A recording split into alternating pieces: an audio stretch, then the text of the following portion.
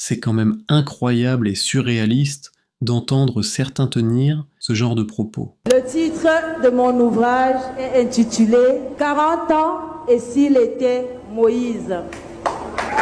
40 ans et s'il était Moïse. Elle est interrogative et dubitative. Elle parle au conditionnel. Et si, moi je suis affirmatif. Il est Moïse. Quand on suit bien la scène politique internationale, je crois qu'il y a 3 hommes qui sortent du lot, qui sont les hommes les plus puissants du monde. Numéro 3, je veux dire Vladimir Poutine. Numéro 2, je veux dire Xi Jinping, le président chinois. Et numéro 1, le président Paul Biya. Le président Paul Biya est un apôtre de la paix et je voudrais même dire qu'il va au-delà de Jésus-Christ. Vous avez bien entendu, c'est de Paul Biya qu'il s'agit. Après 42 ans de pouvoir, le bilan de Paul Biya à la tête du Cameroun est catastrophique. À 92 ans, il est incapable de monter tout seul les escaliers, incapable d'être aisément audible comme vous et moi. Il est devenu un homme rarifié, comme le témoigne Jules Domché dans sa récente chronique. Dans la réalité, on constate bel et bien que le président du Cameroun gouverne par apparition. Le voir, même pour ses collaborateurs, relève du miracle, à plus forte raison pour ses concitoyens. Ces apparitions sont désormais analysées, commentées. Pour ses partisans, c'est la jubilation. Il est encore là. Une jubilation parfois extrême qui cache mal leur anxiété, car au fond d'eux règne sans aucun doute le même doute qui habite la majorité des Camerounais. Du côté des opposants, on analyse chaque fait et geste. A-t-il marché? Est-ce vraiment lui? Combien de temps peut-il tenir debout? Etc. Autant de questions qui témoignent du caractère exceptionnel de chaque sortie du président de la République du Cameroun. Faut-il le rappeler, Paul Biya, c'est 92 ans et plus. Et même s'il faut saluer sa longévité, cela n'empêche pas qu'un doute légitime sur son état de santé émerge à chaque fois qu'il disparaît relativement aussi longtemps. La majorité des Camerounais recherchent encore ce qui avait de promis sur cette terre qu'est le Cameroun. En réalité, en 43 ans de pouvoir, le Cameroun, à défaut d'avancer, a totalement reculé. Le pays est aujourd'hui totalement à l'agonie. L'état des routes, la malgouvernance, la corruption et j'en passe. Ce qui fait qu'au final, quand on écoute ce type de déclaration, on est obligé de se demander « mais qu'est-ce qu'on a fait au bon Dieu pour mériter cela ?» C'est une excellente question. Quelqu'un d'intelligent disait que chaque peuple a le leader qu'il mérite. Suivez. S'il vous plaît, abstenez-vous de rire lorsque vous allez écouter ceci.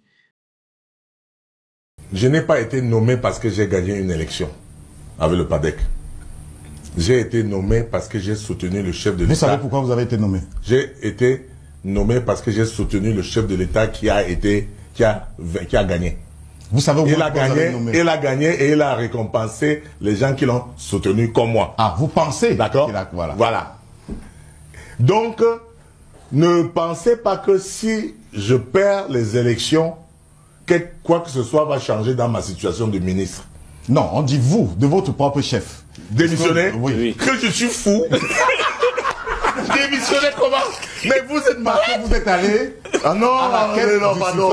Vous avez investi des candidats de votre parti. Arrêtez de rêver. Ça, c'est chez les Blancs. Pardon. Ne continuez pas dans les affaires comme ça. Démissionner alors que je travaille pour un peuple. Si je démissionne, tu crois que le peuple là va me laisser? Les gens de Tchangla, même comme ils ne m'aiment pas. Enfin, ils m'aiment. Mais il y a quelques personnes, quelques groupuscules qui ne m'aiment pas. Tu crois qu'ils vont accepter? Démissionner? Pourquoi? Comment? Démissionner? Je ne rêvais pas, je ne peux pas. Je ne peux pas. Ça n'entre même pas dans mes analyses. Puisque là où je suis utile. Je suis utile. On vous croit je suis utile à mon peuple. On vous croit cette fois-ci. Et je sais la politique du chef de l'État. Parce que c'est avec le même enthousiasme que vous avez dit il y a 10 ans, je ne peux pas travailler avec Paul Biya. Eh bien voilà. Donc on vous croit cette fois-ci. Si vous pensez que c'est le même. Mais je crois plutôt que ici, dans votre télévision à Rennes, vous m'avez posé la question, je vous ai dit que s'il me donne, j'accepte. Même ministron. Même ministron, voilà. Et pourquoi vous voulez faire comme si je n'avais pas dit ça? J'avais dit que même ministron, je prends. Et vous voulez que après que j'ai couru après le ministron, maintenant que je suis ministron, et je refuse, mais il faut être fou. Je ne fais pas la politique des fous, là. Vraiment. Non, c'est vrai. Ils sont dans les Facebook, ils rêvent. Bon, moi, j'ai les pieds sur terre. C'est affligeant d'entendre un ministre parler ainsi. En réalité, ils n'ont aucune dignité. Ils sont guidés uniquement par des intérêts égoïstes. C'est pour cela qu'à chaque fois, ils suivront toujours le sens du vent. Ce n'est pas tant Paul Biya ou son système qu'ils défendent. Ils défendent uniquement leur position de rente. Et pour ça, ils sont prêts à tout, y compris à des plus grandes compromissions. C'est en grande partie ça le problème du Cameroun. Le champ politique a été abandonné aux politiciens. En réalité, ceux qui prennent en otage le Cameroun ne sont pas les plus nombreux, loin de là. Ils ne sont pas les plus brillants, encore moins les plus patriotes. Mais, reconnaissons-le, ce sont les plus courageux, les plus déterminés quand il s'agit de la défense de leurs intérêts et de leur maintien aux affaires. Ne croyez pas qu'ils ne savent pas. Ils le savent, peut-être mieux que vous. Ils savent que le pays va mal.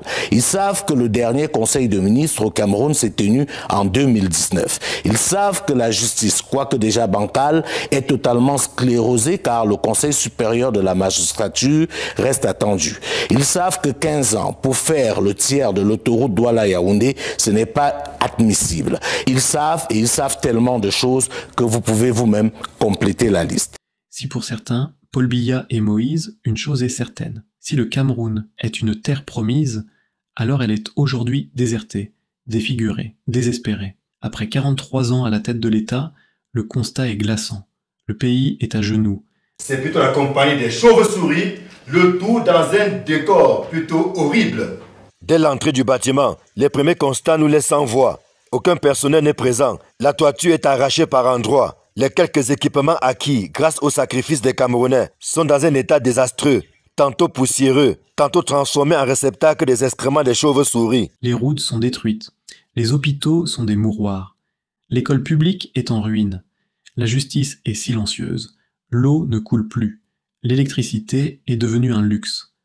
Le Cameroun de Paul Biya, c'est un pays où un chef d'État peut rester invisible pendant des mois sans que cela ne choque ses concitoyens. Un pays où l'on est récompensé, non pas pour ses compétences, mais pour sa soumission. C'est un pays où la jeunesse, pourtant majoritaire, n'a plus aucun rêve. Paul Biya n'est pas le seul responsable, mais il est le principal, car quand on dirige pendant plus de 4 décennies, on ne peut plus accuser les autres. Il ne s'agit plus d'héritage à corriger, mais de bilan à assumer, et ce bilan est désastreux. Aujourd'hui, le Cameroun n'a plus le droit à l'erreur. Chaque Camerounais doit comprendre que l'avenir du pays ne viendra pas d'un homme providentiel comme Biya. Il viendra du réveil collectif, il viendra d'un sursaut national, il viendra quand chacun refusera de continuer à vivre dans le mensonge, dans la peur, dans l'humiliation. Le Cameroun est un grand pays, il mérite des citoyens à la hauteur de sa grandeur. Enfin, et vous, que pensez-vous de tout ça ?